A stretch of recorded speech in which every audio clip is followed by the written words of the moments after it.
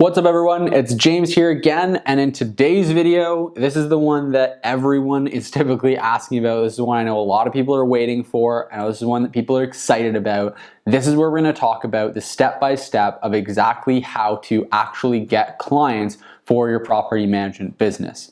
Now, again, if you want to learn more about this, if you want to learn exactly how to get clients, how to grow your business, all the different strategies that we use, I recommend two things first to start off with. Number one, I recommend checking out the link in the description below where we're going to go through a free training that goes in depth on all of this, shows you exactly how to grow your business effectively, all the different ingredients you're going to need.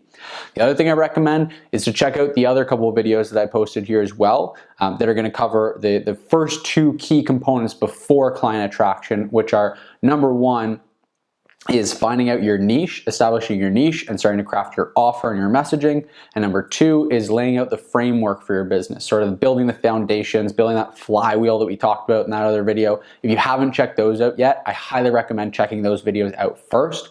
Now, if you are the type of person who has experience with sales, who thinks that you know how to get clients under management, and you can't even take a couple minutes to really just buckle in and pay attention to this video, then there's no way you're going to grow your business. I highly recommend just sitting here distraction free and checking this video out, because I guarantee that you're going to be able to learn some interesting things from watching through this video in its entirety. So stick around with this here till the end.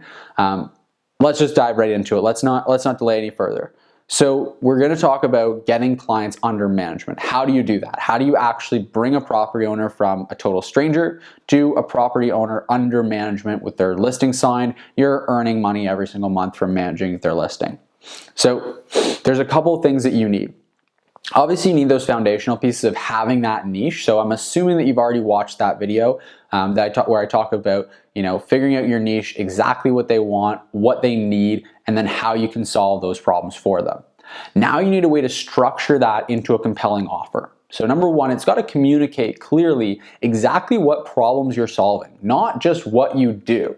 That's where I find that a lot of people get kind of tied up and they go in the wrong direction. So people like to talk about the features rather than the benefits. You may have heard people talk about this before. In entrepreneurship, you may be a little bit confused by it. I know that I was for a really long time. All that means feature versus benefit. All that's referring to is there's what you do for your clients, like what outcome you generate for them, what result you get them, and there's how you do that. If you focus too heavily on how you do it, then you can really miscommunicate, like the client can leave without actually understanding what it is that you do. So let's make it really, really clear. Let's get a real life example with property management. There's getting your client better returns. Right? Your client's going to want to know, for example, that you can help them to get better returns on Airbnb, Booking.com, VRBO, whatever platforms you're listed on, that you can help them get more money for their property, get more bookings, get higher nightly rates, right?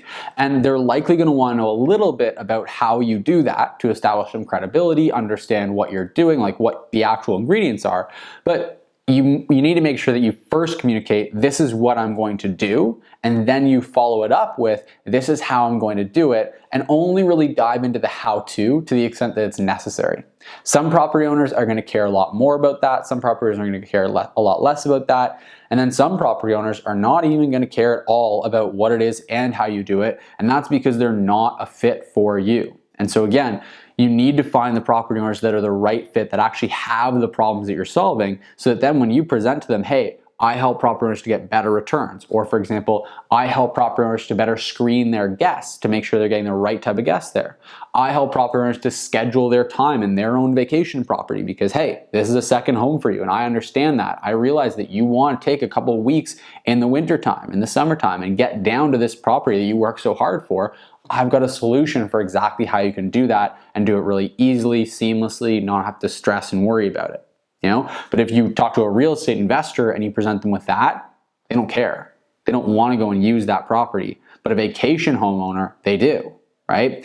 And so you want to focus on that. You want to have a really carefully crafted presentation that goes through exactly what problems you're addressing and what the solutions are that you provide, what the end result is going to look like for the property owner. Is it a 10% increase in returns? 15? What's that going to look like throughout the year? Are there going to be seasonal fluctuations? You also really want to be able to be clear and showing them exactly what kind of involvement they're going to have with the property. Are you going to hear from me once a week, once a month? Never at all. Really crafting that, getting that clear so they can actually picture themselves having this property managed, working with you. They can envision it, and it's all really clearly laid out for them. That's step one of the client conversion process. I know that might seem like a lot, and there is a lot to that, but the reality is it's a science. And once you get this down and you can communicate your value really clearly, then you've already accomplished a huge part of the client conversion process. The next part is going to be to gain credibility and gain confidence. And the main way that we want to do this is just by showing. We don't want to talk a big game. I found that especially when we're dealing with property owners, they're a high-level buyer, they're a relatively educated person, they're quite smart, they're going to see through crap. If you're just spewing a bunch of crap at them and you're trying to fake it till you make it, like some of these other gurus will tell you to do, you're going to have a really, really challenging time with that, because property owners are typically pretty smart people, and I think that most people that you're going to be dealing with are going to see through it if you're faking it until you make it. You want to have a way to really show people that you actually know what you're talking about, really show people your expertise. And so one of the really cool tools that we built for this is called our Profitability Projection tool. This is a tool that we use to basically analyze the performance of different properties in any different market around the world, to be able to then show a property owner exactly how much their property is going to earn on average over a 12-month period. Now, obviously, this is an approximation, but it's based on data from different properties that are very similar to that one that you're specifically presenting to in that area. We're using data from the market that we get from a data source, we're putting it into this tool, and then we're able to show the property owner how their property is going to perform. We can show them the seasonal fluctuations throughout the year, all the ins and outs of it. It's a really, really cool tool. I'm going to leave a link to it in the description down below as well, so you can check that out for yourself and have your hands on that. And that's a really, really great way to show a property owner, hey, I actually know what I'm talking about. I understand the market, and here's for you to gain some more confidence, to gain some more certainty, some more clarity on how things are going to look if we're working together. You can actually just walk them through that step by step.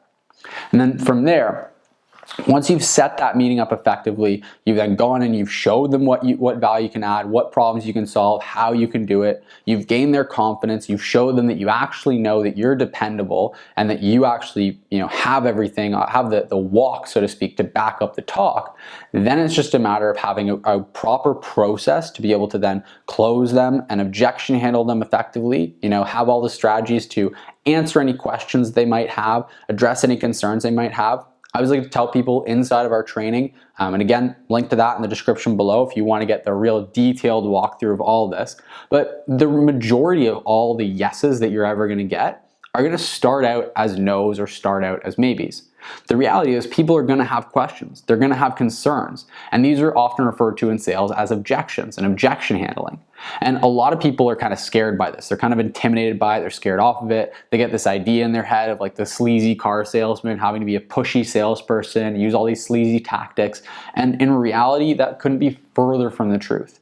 Yes, there are some sleazy salespeople out there who use these tactics, and they've absolutely, given the whole concept, the whole practice, the whole art of sales a really terrible name, the same way that doctors who commit malpractice have given doctors a bad name in some instances. But that doesn't mean that sales overall is a bad thing or an icky thing. And the reality is that objection handling is a pretty normal and expected thing for someone to go through. You're going to present to them, you're going to show them how you can solve their problems, and they're going to have different objections, different questions, different concerns about working together, understandably.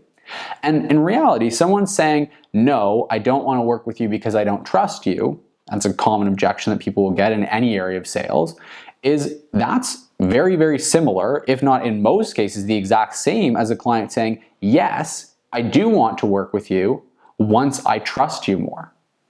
And so by just reframing how we're looking at objections, really now we just want to go and actually ask the client questions, understand why it is that they don't trust us, figure out exactly where the lack of trust is coming from, address that, and move on. If they're unclear about something, for example, they're unclear about how often they're going to get to use the property, they're unclear about the numbers behind things, they're unclear about how the property is going to get cleaned and turned over, then a lot of the time they're going to just say no, they're not going to want to manage the property. But if you just address that and you're able to effectively pinpoint exactly what their concern is, exactly what their challenge is, and then address that effectively, then you can turn a lot of those no's and those maybes into yeses really effectively. Now, you need to have a couple things for that. You need to have a good framework for how to do that effectively. You have to have the right listening skills. You have to have the right sales skills, just the right skill set overall. And then you also need to have the right framework set up to make it really easy to walk through that with a client, figure out exactly what their concerns are, what their questions are, what their challenges might be, and then actually just move them forward into becoming a yes. And the reality of all this, the thing I like to remind people behind all of this, is that if you're at this stage where you're actually bringing on clients under management, the reality is, the truth of the matter is that you have a solution to their problems. They would not be meeting with you in the first place if they didn't have problems that they wanted to find solutions to. And you have a solution to the problem. If you're sitting there and you're offering to work with them, it means that either one, you're unethical, or two, you have a solution to their problem. Because the only way that you'd offer to work with someone without having an actual effective solution to their problem, without seeing that there is a win-win here and working together, is if you're being an unethical salesperson. If you're being one of those sleazy salespeople that's just trying to get someone to buy regardless of whether or not it's a good fit. And so all this process is just making sure that the client is clear on the value that you can give and that you can solve their problem effectively, because you can already see that. And so as long as you can see that, it's really just about better communicating it, because sometimes the client isn't going to fully understand that the first time around. They're going to have questions about it. They're not as well versed in your business and the way that you operate as you are, understandably. And then the last thing that you need is a client agreement. That's a pretty obvious one at face value. You need an agreement so that you can enter into that with the property owner and make sure that all the expectations for the relationship moving forward are really clearly communicated. Again, if you want to get access to that, if you want to learn the step-by-step of how to go through that agreement with a client, all that stuff, again, just check out the link in the description below where we cover that in a lot more detail. But essentially, this client agreement is going to outline what your relationship is going to look like, what the different responsibilities from both parties are going to be, how the relationship is going to work out, what the term of the relationship is going to be, what kind of fees are associated with it, all that sort of stuff. The number one biggest mistake that I see property managers and really just any small business person making is that they just trust that things are going to go okay and they don't need any kind of an actual contract or an actual agreement with their clients. This is a huge mistake, and if you talk to anyone who's been operating their own business for long enough, they will tell you that it is a massive mistake, probably the biggest one that you can make as you're starting out in your business.